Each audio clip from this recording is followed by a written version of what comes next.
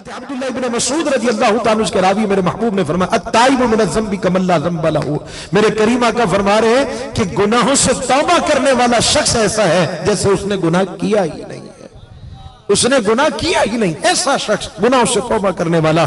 میرے سونے آقا صلی اللہ علیہ وسلم نے صحابہ کرام کو ایک مثال دی، ذرا غور کیجئے گا اس بات پہ۔ میرے محبوب نے صحابہ کرام سے پوچھا صحابہ اگر کوئی شخص صحرا میں سفر کر رہا، سفر کرتے کرتے راستے میں تھوڑی دیر کے لیے آرام کے لیے رک جائے، اس کی آنکھ لگ جائے، جب اٹھے نہ تو سامان موجود ہو نہ سواری موجود ہو، وہ کتنا پریشان ہوگا؟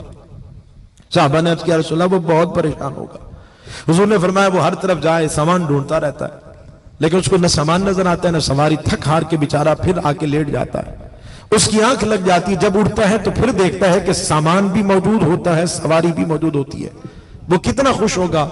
صحابہ نے عرض کیا رسول اللہ ہم اس خوش کی اندازہ نہیں لگا سکتے کہ جسے نہ سامان نظر آ رہا تھا، ایک صحرا میں دور دور تک موت دکھائی دے رہی تھی اور ایک لمحے کے بعد پھر اللہ نے کرم کر دیا، سامان بھی موجود سواری بھی موجود۔ میرے کریم آقا صلی اللہ علیہ وسلم نے فرمایا کہ ہم اس کی خوشی کا اندازہ نہیں لگا سکتے۔ نوجوانوں اگر یہ جملے دل تک پہنچے تو آپ کی آواز میرے کانوں تک پہنچے۔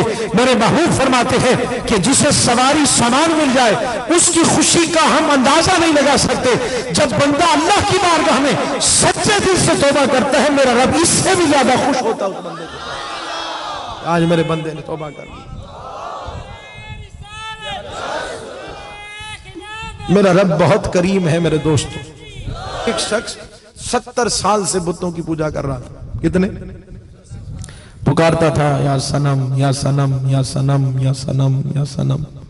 ایک بار اس کی آنکھ لگی، اس کی زبان سے بے ساختہ نکل گیا یا سمت یا سمت یا سمت، فوراً آوازی لبیک یا عبدی لبیک یا عبدی لبیک یا عبدی، میرے بندے میں حاضر ہوں میرے بندے میں حاضر ہوں میرے بندے میں حاضر ہوں۔ فرشتوں نے عرض کی مولا اس نے تو تجھے پکارا ہی نہیں، اس نے تو کبھی تجھے 70 سال سے تو بتوں کی پوجا کر رہا ہے، اس نے تو کبھی تجھے پکارا ہی نہیں۔ اللہ کرے کو دل والے جملے بھی سمجھ آئیں۔ میرے رب نے فرمایا فرشتوں 70 سال سے میں اپنے بندے کی طرف دیکھ رہا ہوں، یہ مجھے کب پکارے گا؟ آج اس نے مجھے پکارا ہے، اگر آج میں جواب نہیں دوں گا تو پھر صنم اور صمد میں فرق کیا رہ جائے؟ بتوں کا پجاری اتنا پیار کرتا۔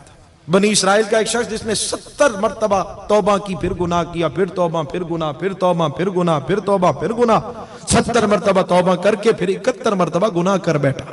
نوجوان میرے بھائیوں، بنی اسرائیل کا شخص پھر دل ہی دل میں سوچنے لگا یار اتنے گناہ کیے پھر معافی مانگی، وہ بڑا کریم ہے۔ اب اس کی بارگاہ میں جاتے ہوئے شرم آتی ہے کہ 71 مرتبہ پھر گناہ کر لیا، اب کس منہ سے رب کی بارگاہ میں جا کر معافی مانگو؟ دل ہی دل میں نادم اور شرمندہ ہو کر سوچ رہا تھا، غیب سے آواز آتی ہے میرے بندے لا تقنطوا من رحمت اللہ، تو میری رحمت سے مایوس کیوں ہو رہا ہے؟ میرے رحمت کے دروازے کھلے ہیں، آجا تو آ کے معافی مانگ لے، ہم تیرے گناہوں کو